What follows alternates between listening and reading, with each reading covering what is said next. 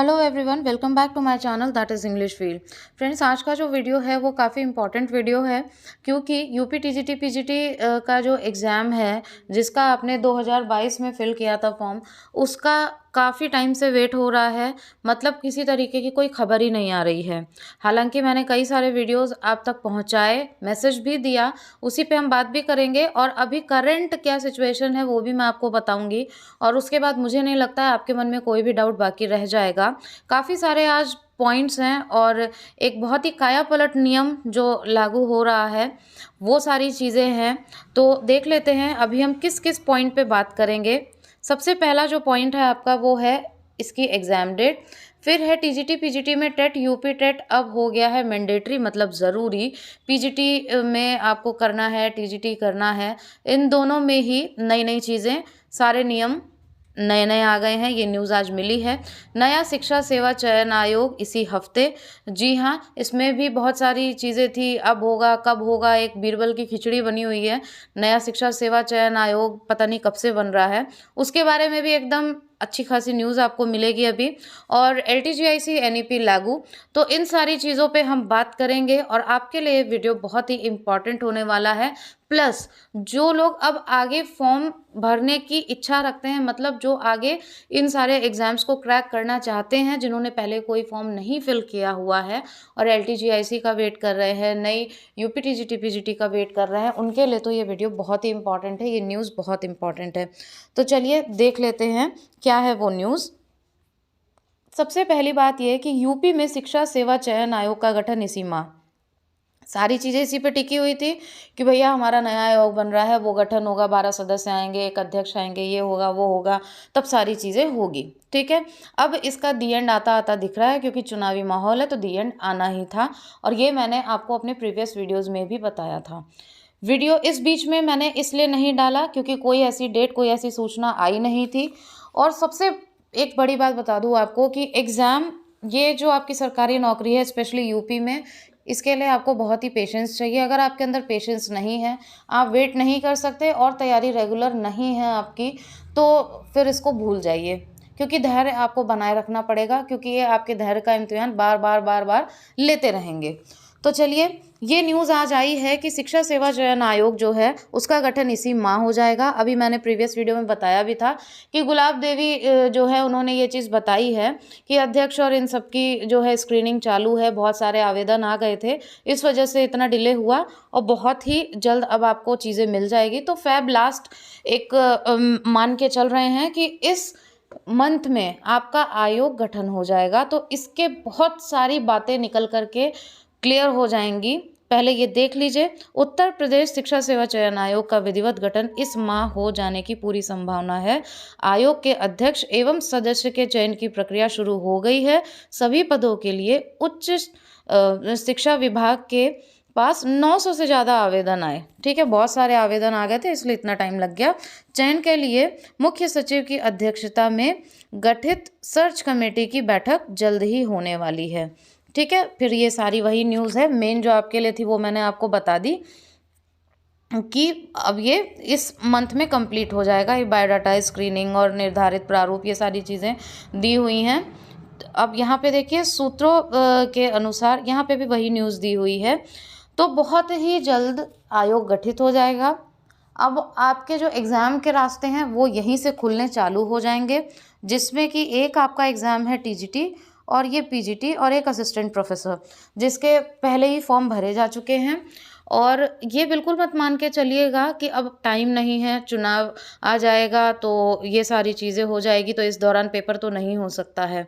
Possibility है कि paper करा दिया जाए, सरकार है, कुछ भी कर सकती है।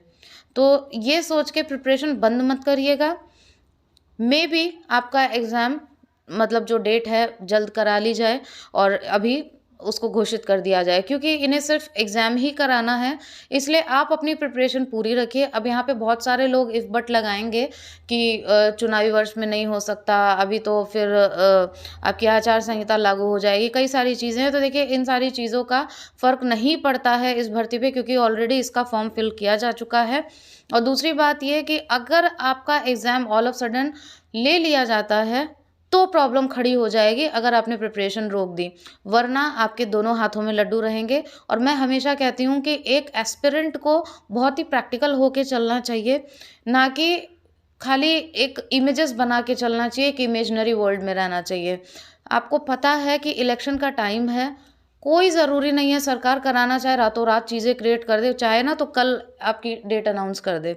इसलिए हो सकता है कि ये एग्ज़ाम करा लिया जाए। चारों तरफ से प्रेशराइज़ भी कर रहे हैं स्टूडेंट्स, उधर प्राथमिक शिक्षक भर्ती वाले हैं और इधर टीजीटी पीजीटी वाले भी हैं, अनिल सिंह जी, वो भी लगातार इसके लिए मांग कर रहे हैं। तो एटलीस्ट आप लॉस में नहीं रहोगे, अगर आप रेगुलर पढ़ते हो तो आप प्लस में ही रहोगे। और अगर अभी नहीं होता है तो फिर आपका जून जुलाई में तो वैसे भी होना ही होना है। दूसरी बात, अब जो मैं आपको न्यूज़ बताऊंगी उस न्यूज़ से आप समझ जाओगे कि आपको तैयारी जारी क्यों रखनी चाहिए, क्योंकि अब कोई भी चीज़ें इतनी आसान नहीं होगी और इसको डू और डाई वाली सिचुएशन मान के चलो, करो या मरो, मतलब इसको लास्ट अटेम्प्ट मान के चलो। ऐसा नहीं है कि आगे नहीं कर सकते, बट चीज़ें, things are going to be more and more difficult for you, क्योंकि एक नया नियम लागू हो गया है। ये देखिए, अब 12वीं कक्षा तक पढ़ाने के लिए टीईटी ज़रूरी, ठीक है।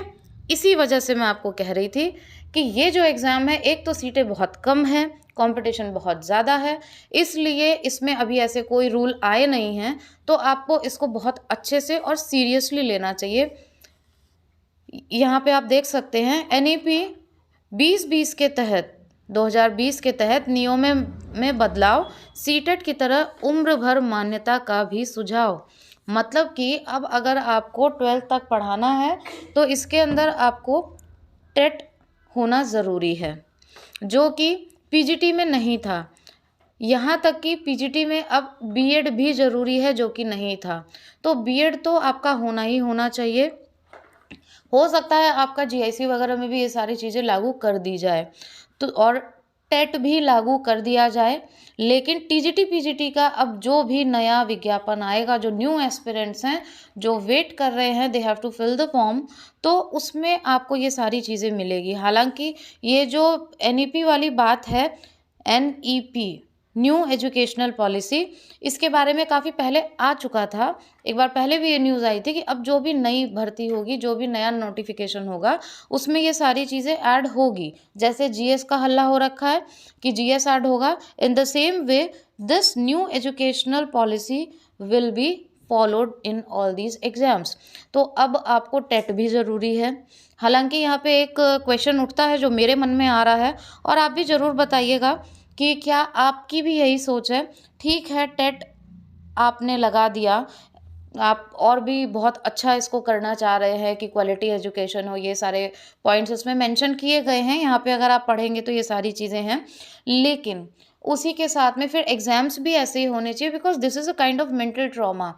एक दिमाग में बहुत सारी चीज़ें रहती है, प्रेशर रहता है। आज हमने फॉर्म भरा, 4 साल बाद एग्ज़ाम हो रहा है, अब टेट पहले करो, उसके बाद में फिर आप वेट करो, फिर पता लगे वो कैंसिल हो जाए, बहुत सारी चीज़ें हो रही है। उसके बाद फिर 4-5 साल में रिजल्ट आ रहा है, तो ये प्रोसेस काफ़ी लंबा हो जाता है, जिसमें एक मानसिक तनाव रेगुलर बना रहता है एक एस्पिरेंट के पास, और उसमें डिमोटिवेशन आता है सिर्फ इतना ज़्यादा टाइम लगने की वजह से। वरना जिस इंसान ने ठाना है कि मुझे ये जॉब लेनी है, मुझे ये काम करना है, तो वो उस पे मेहनत भी करेगा। उसे पता है कि कर्म करने से ही फल मिलेगा।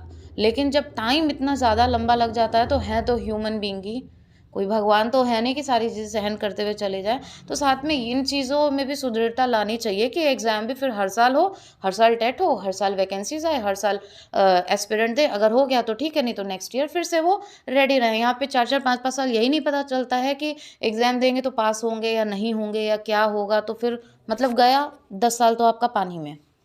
तो इस वजह से मुझे ये पॉइंट इसमें लगा कि ये चीज़ें भी उसमें होनी चाहिए। अब जैसे पीजीटी है, तो पीजीटी में क्या है, आपका बीएड नहीं मांगा जाता था, ठीक है। तो बीएड ना मांगे जाने की वजह से जो पोस्ट ग्रेजुएशन जिनका है वो कर सकते हैं।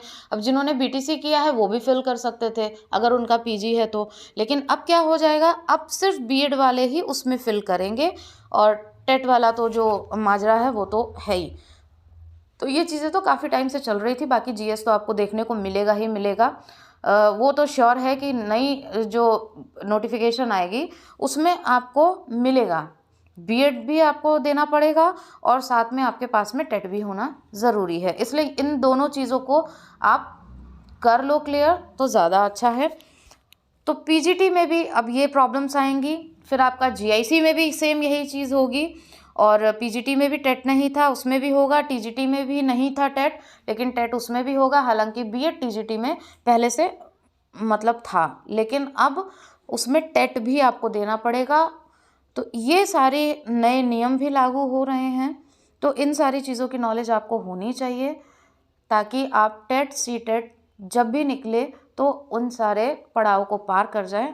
और जैसे कि गवर्नमेंट कह रही है कि भाई हमें क्वालिटी एजुकेशन चाहिए, तो वो हम प्रोवाइड करा सकें। हमारा काम है मेहनत करना और वो सरकार हमसे करवा रही है। लेकिन आज तक टीजीटी पीजीटी एग्ज़ाम की अगर बात करी जाए, टाइम निकलता जा रहा है, कुछ नहीं पता। एलटीजीआईसी का भी वही हाल है, जो इनका विवाद है, हरता विवाद, वो पता नहीं कब तक चलेगा। वो विवाद चलता चला आ रहा है, चलता चला आ रहा है, इस हाथ से उस हाथ, उस हाथ से इस हाथ ट्रांसफ़र हो रहा है। एस्पिरेंट खाली एक टकटकी लगा के देख रहे भैया 6 साल निकल गए, 5 साल निकल गए, कब आएगा कब आएगा कब आएगा।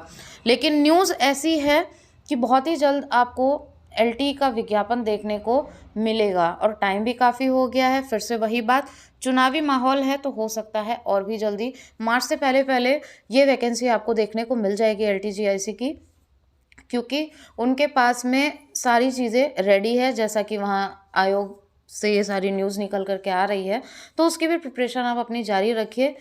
और जो ये सारी एलिजिबिलिटी जो क्राइटेरिया है वो जो चेंज हुआ है टेट वगैरह, ये भी आप तैयार रहिए इन चीज़ों के लिए कि ये सारी चीज़ें होंगी। अब सबसे इम्पॉर्टेंट मुद्दा जो है उस पर बात कर लेते हैं कि जो आपका शिक्षा सेवा चयन आयोग है, इसकी न्यूज़ ही बता रही है कि सबसे पहले आपका नई भर्ती पे काम नहीं होगा, जो ऑलरेडी पुरानी नोटिफिकेशंस हैं उन पे काम होगा। इसलिए आपके 2 एग्ज़ाम एकदम लाइन में लगे हुए हैं, एक तो है आपका टीजीटी पीजीटी और एक है आपका असिस्टेंट प्रोफेसर। तो इन दोनों के लिए आप एकदम रेडी रहिएगा। ये एग्ज़ाम आपको देखने को मिल सकता है, इस बीच भी देखने को मिल सकता है, क्योंकि उनके हिसाब से आप प्रिपरेशन ऑलरेडी कर रहे हैं। हमने बता रखा है कि भैया हम एग्ज़ाम कंडक्ट करा सकते हैं, ये मैं सरकार की बात कर रही हूँ। तो इसके लिए आप रेडी रहो, इसलिए no need to stop your preparation, उसको रेगुलर रखो और अभी जो मौका है वो ले लो। आगे तो चीज़ें और टफ होती जा रही हैं, इसके बाद जो भी आएगा वो नए तरीके से एनईपी के अंडर ही आएगा, एनईपी के अंडर ही मिलेगा आपको सब कुछ। Thank you so much for watching and giving your precious time. I thought this is very precious news for you all and important as well, क्योंकि इसी से आपको अंदाज़ा लगेगा कि अब आपको करना क्या है। सभी लोग बहुत परेशान हैं, जो भी एस्पिरेंट्स हैं। अब आपके पास में कोई भी क्वेश्चन हो related to this, then please do comment in comment box, मैं रिप्लाई ज़रूर करूँगी। और ग्रामर के छोटे छोटे वीडियोस जो आ रहे हैं, जो टीजीटी पीजीटी को और एलटी को मेनली कंसिडर करके मैं आपको पोस्ट कर रही हूँ, उनको ज़रूर देखिए। एक वीडियो आपके 2-2 3-3 क्वेश्चंस बनाएगा, तो उसको ज़रूर देखिए। डिस्क्रिप्शन बॉक्स में मैं आपको लिंक प्रोवाइड कर दूँगी। Thank you so much for watching and giving your precious time.